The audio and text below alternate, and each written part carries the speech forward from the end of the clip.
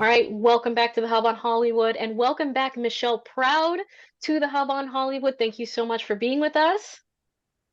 Well, thanks for having me. And so, Michele, we've got this deal. We finally have a SAG-AFTRA deal with the AMPTP. So now comes the job of understanding it and voting on it. And before we dive into the details of all of that, go ahead and let our audience know a little bit more about yourself and your history of leadership with SAG-AFTRA, particularly here in New England. Sure. So I am a New England local member and have been for a very long time. Um, I have been serving in various roles in leadership in the local for the past over 20 years. But most currently, I actually was the first New England SAG-AFTRA president. So after merger, I served as the local president for 6 years.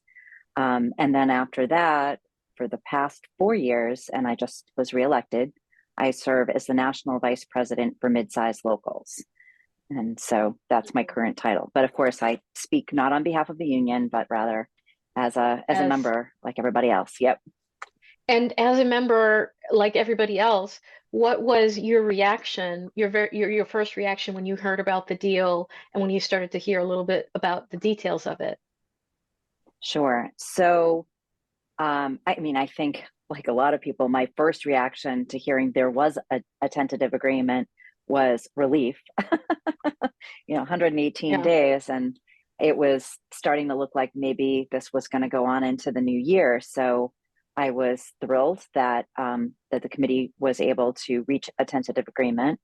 Um, I guess I should back up a little bit and just say that though I've never served on the TV theatrical negotiating committee, I have served several cycles on the commercials contract negotiating committee. So I think I Mm, have maybe a stronger understanding of how negotiations work than maybe the average member, just because I've been in the room, not this room, but I've been hmm in a negotiating room. And I mean, what was achieved in this tentative agreement is really astounding. I mean, mm, I can't overstate what they were able to achieve here. Um, the proposal that they went in with was huge. There was a lot of mm, depth to it. There were a lot of asks in it, and how much of that they were able to actually bring home to us is more than I think a lot of members really understand. Because obviously, look, we had 118 days. We were really hyper focused on four key issues. Um, did we get 100% of everything that we wanted? No, because that's just not a negotiation. But did we get an overwhelming amount of what we were asking for? I would say yes. Um, hmm the I've heard a lot of sort of back and forth about the artificial intelligence piece, the AI piece. And what was really interesting is the timeline. There were people who were coming out saying that it wasn't enough before the details of the tentative agreement was even released. So hmm I feel like it's really important, just like during strike, it's really important for members to get the information from the union, not from social media, not from, people with big voices, but really to go to the webinar, to go to the website, read what's there, and ask questions. Um, the AI piece, what everyone really has to understand is that there was zero language. I think I mentioned this when I was on before. There was no language in the contract whatsoever addressing artificial intelligence. Right. And unfortunately, what that does is it leaves us vulnerable. And so all of the language that you see that is now part of this agreement is new. It's brand new, and it's meant to keep us safe and give us the hmm opportunity to have consent. Um, so it's consent and compensation. Those are the two things that were. So if you want to use my image or my work in this way, then you need my consent. I need to say yes, that's okay, and then you need to compensate me fairly for it. And that was really what it was about, was putting rules in place, just so it's Right. not the Wild West where now I, as Michele, have to say, wait, what Hmm. is happening? How do I, can I, can I decline? Can I step away from it? So, um, Right. is there room for growth in future contracts to refine the language, add more language, and so forth? Absolutely. But is this a really good stepping off place? I think it is. I think what they were able to achieve is more than maybe you would expect in a first stab at this. Right. So And the AI in particular was something that Duncan Crabtree Ireland was saying. It was on the table on day one, and it was on the table on day 118. It was something that they got a lot of pushback on, and it was one of the more complicated and difficult things to sort of lay out and iron out. Um, so there are protections for you, as you mentioned, compensation and consent. And one of the other issues with artificial intelligence was this idea of you could be scanned, and then the computer would take this and create like this digital amalgamation of different people, different features in order to say, well, this isn't you, so we don't have to compensate you. Was that addressed at all? Do you know? So, I mean, now you're getting into a greater amount of depth than I have, Mm, because I was not in the room. So, like everybody else, I'm reading through the documents, but right, that's what we're reading that's the through. kind of question that I would get on one of the webinars and I would ask the question because, and you also, if you aren't able to do that, there is an email which I don't have in front of me that you can email your questions in for a response as well. I mean, we all have 30 days to vote, I believe, beginning today. And so, what I would encourage people to do if they're not sure or if they're concerned is to take the time to ask the questions. I mean, Right, you absolutely should have those answers. I'm scrolling and looking while I'm talking to see if I not can a problem. find the answer, but we can keep talking while I'm doing this. Yeah, and that's great that they have a series of webinars and the dates and times have been sent out to all of the members. So it's a great idea, suggestion, probably should do, make sure that you are in on this and continue to ask these kinds of questions. I'm going to try to hop onto one of those as well so that I can have Absolutely. more to talk about as well and all of those details. But it was tough. It was definitely from what you were hearing in the trades and uh, one side tries to pressure the other by leaking such details here and there. When you saw the process of the negotiation, what went through your mind as someone who's been in the room where it happens sometime, with the commercial contracts, and you've been through that before. What went through your mind with the amount of pressure and the details that were leaking left and right throughout this negotiation? I definitely saw the stuff that was out, that was circulating in the media and so forth. But I also kept in mind that, some of those same CEOs have have a partnership or an interest or an investment in those same media outlets. So, you take all of that with a grain of salt. And I trusted that our negotiating committee was doing their job. And again, this is another thing people don't really understand. So the negotiating committee is made up obviously of staff, legal staff, Hmm. chief negotiator, all of that. But then it's made up of members.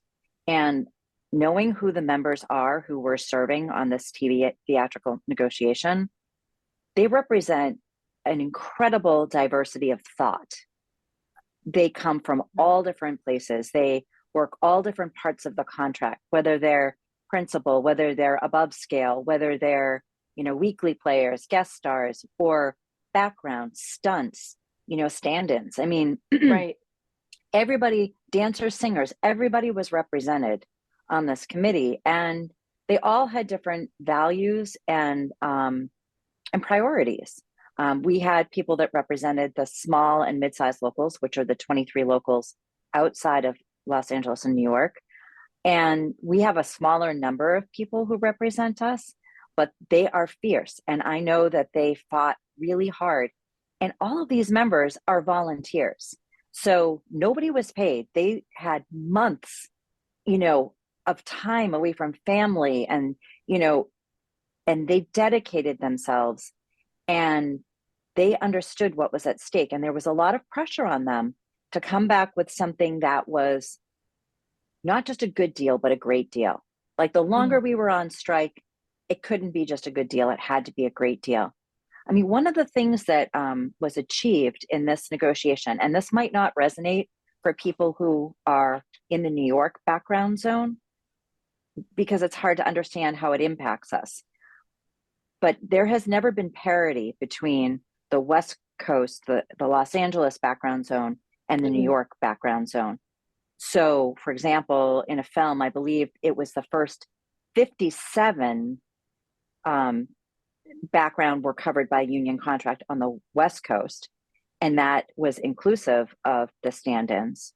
Whereas on the East Coast, it was in the New York zone, it's the first 85 exclusive of the stand-ins, or Mhm. maybe one stand-in was included. And what they were able to achieve is parity, which means they brought the West Coast up numbers up to match the East Coast. So you say, Right. well, how does that impact us on the East Coast for background? Because every single contract negotiation that we go into every 3 years, we would have all of these recommendations from the wages and working conditions meetings regarding background. You know, we want to see this happen with background. We want to, you know, why couldn't we get a bigger bump with wardrobe, or why couldn't we have, you know, there were a bunch of different proposals that came. But typically, what ends up happening is we would get two more background on the West Coast. We'd go from 57 to 59 up to Mhm. 61. And that would be the big get for background. We could never achieve other things because it was about getting that parity. To get parity all in one fell swoop in this contract with everything else that we got is Right. amazing. And so again, it's details like that that I think are out of context, hard to understand or recognize.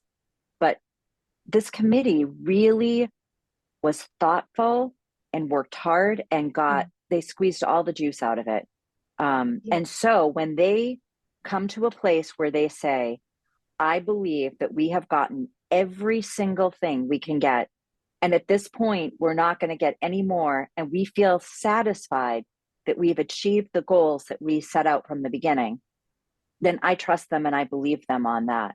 Mhm. Because I know, having sat in that chair in a different negotiation, that if it didn't feel like that we had achieved everything we had set out to do, I would have voted no. I would have said, no, I'm not, no. And it was a Mhm. unanimous vote in that room. It was unanimous support.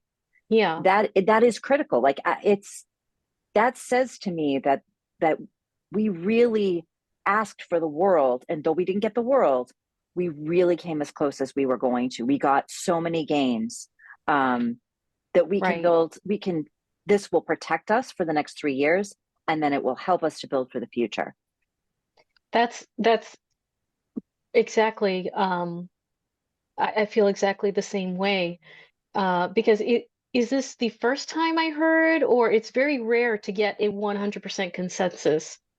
It's And I the have fact not. that I they can't remember another time that it happened. Like hmm this is in TV theatrical. Like it's hmm again, because of the diversity of thought, there's always somebody that has something that they wanted that they didn't get, or right. whatever, or they feel like they could have. But really unanimous. That's hmm amazing.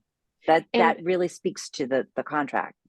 and back to AI for a second. I Mm-hmm. was able to find a little bit of information on that, and just some of the guidelines that they've set, the guardrails that they've set up here are incredible.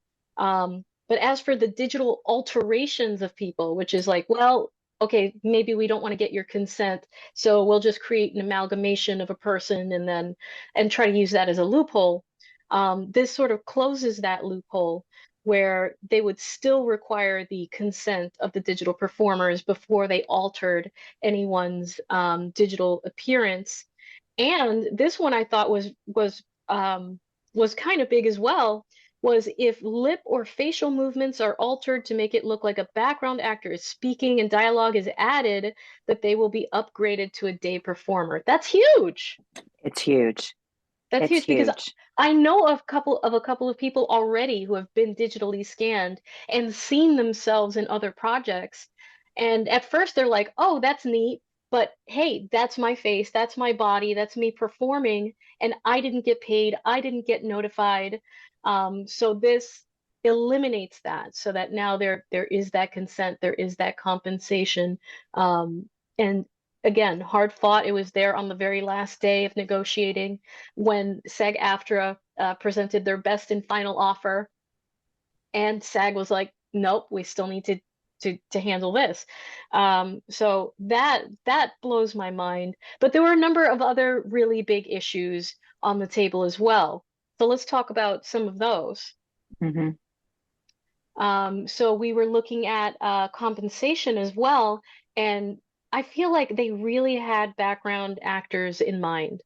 I Hmm. feel like they really represented the middle class actors, the ones that struggle to make the health insurance, that are the ones that really make a movie feel real, right? Hmm. That we rely on so much. So there was a 7% overall pay increase, but 11% for background actors. That's correct. So that's going to be a big deal. Um, And and we should note that that's already in play. So the people who are, I mean, there's, I can say for Boston, there's already work happening this week. Like one of the projects that was filming before that shut mhm, down, I know that there right. was a call for some background for this week. And so the members who work on that will already be impacted immediately by the pay Hmm. increase, the first pay increase. That's just the first step. And then the next increase will be July 1. That's another 4%. And then a year from July, it's an additional 3.5%. Right. Exactly. And so what were some of these other big issues that we had that they were working on? There I'll was the just streaming, hmm so Oh, the right, streaming right. residuals. So there was an increase with those. It wasn't exactly our proposal, but for sure there are increases. And again, I don't want to get into the weeds. I don't feel like I'm an expert to speak on it, and I wouldn't want to misspeak. But but there were definitely increases there, and that's also part of the webinar they go through in the agreement. And then the Right. self tapes. The self tapes were another big issue, and there are a whole bunch of different well, first of all, there are guidelines, and Hmm. there are there are guidelines to what's going to be expected. And if I'm remembering correctly, again, it was a lot of information, so Yes. I don't want to No, misquote that's it because okay. I'm not helping if I do. But what will happen is there's going to be a grace period while everybody adjusts to it, but then there will actually be like fines if it's not followed. And I think that that's so that there's actually there's a way to follow up and make sure that it is followed. One of the biggest things is the 48 hours to that you're going to be given 48 hours to create your self tape audition, and that is exclusive of weekends and holidays. Because a lot of Mm. people felt it was really unfair that if you get it at 5 o'clock on Friday and it's due Monday morning, you're expected to do it over the weekend. Um, and so this would prevent that sort of thing from happening. But there's a whole list of things, even down to for people that really can't do self tape auditions, that there's a way to ask to be able to have some other alternative, whether it's a Zoom Mm. or in person audition. So I would go through all of those step by step. I don't have them all in front of me right Hmm. now, but it just was a lot of the things that members had been asking for. And we heard it in all of the W and Ws, and it became part of the proposal. And I think Mm. they did a great job of clarifying what's allowed and what's not allowed. Yeah. Um, And I think I'd really like to know as well more about the streaming bonus. I know the right, studios were very protective of their revenue sharing, and right.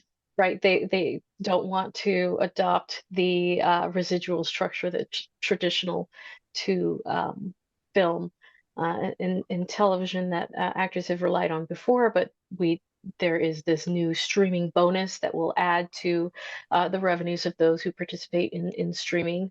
So that's another thing for members to learn about, ask about before voting commences. So we're speaking on a Tuesday. Voting is getting underway. And I think one of the other things I wanted to ask you, when people think about Hollywood, right? They're thinking about California, they're thinking about the West Coast and the Hollywood sign and that very traditional sort of that's where Hollywood is. But Hollywood is everywhere. And especially here in New England, we are Hollywood East. And it's been booming here. There have been so many projects, so many opportunities. And I was hoping maybe you could talk a little bit about the needs of Hollywood East and how this really it impacts us here, not just out in California.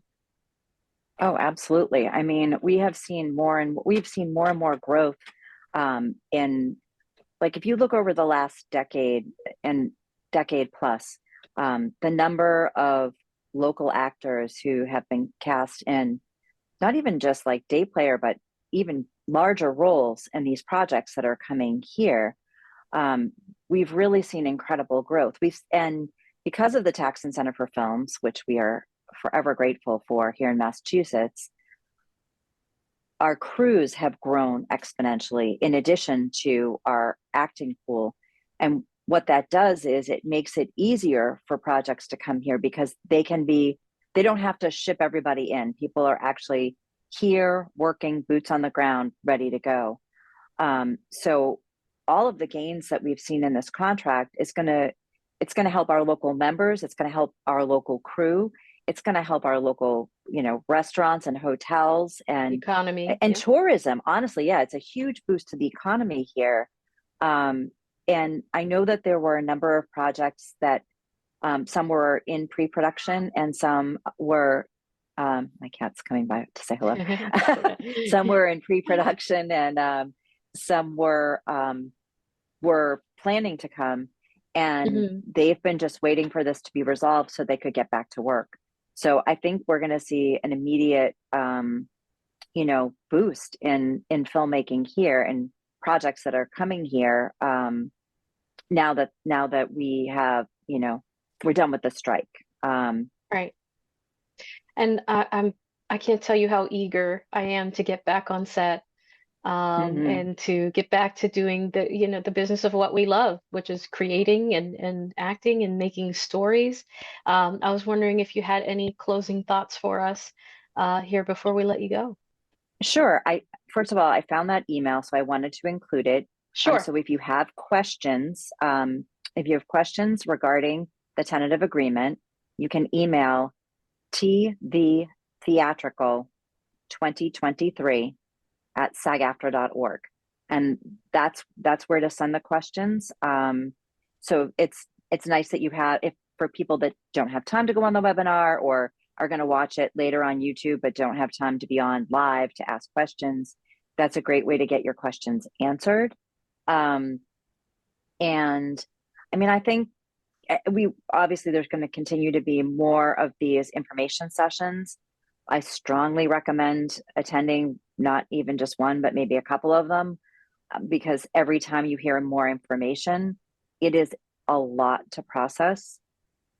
And the main thing that I guess the other thing that I really want to emphasize is what would a no vote mean? What does that mean? So if you voted Mm, no, what would that mean? It means that everything that has been achieved would be scrapped and we would start from square one again on strike, presumably, because we would have no contract still. And so it's not, I think sometimes people are like, well, vote no, because we really have to get this one other thing. It doesn't actually work like that. This is the agreement, that the tentative agreement that was reached. And so we either accept it whole or reject it whole. And if we reject it whole, we actually have to start the whole bargaining process from square one. And typically what happens is you don't achieve what you've already achieved. So I guess just kind of having that perspective in mind, you know, again, is it perfect? No, but is it a lot of the things that we wanted and a great way to go forward, including language that we've never had before for protections? You know, those are kind of the things we have to be looking at in weighing a yes or a no vote. Um, and I think that that's really important to understand. So I hope that members will, educate themselves. I hope that they will, ask questions, feel comfortable with this. But in the end, I really hope people will vote yes and support this and really embrace that what we did by being on strike for 118 days is achieve the biggest package I think we've ever gotten in this space, and something that's going to really set us up for the future. Well, thank you so much for being with us here on the Hub on Hollywood, Michele Proude. And we're going to make sure to include the email address where people can get more Great. information. And where can people find you if they want to know more about Michele Proude? Oh, I mean, I'm so old fashioned. I'm kind of a Facebook gal, so I'm not even on Insta. I'm so bad. But yeah, you can always reach out through Facebook, or my email is just my name, micheleproude@gmail.com. So you can reach me there too. All right. Thank you so much, Michele. Okay. Thanks. Bye.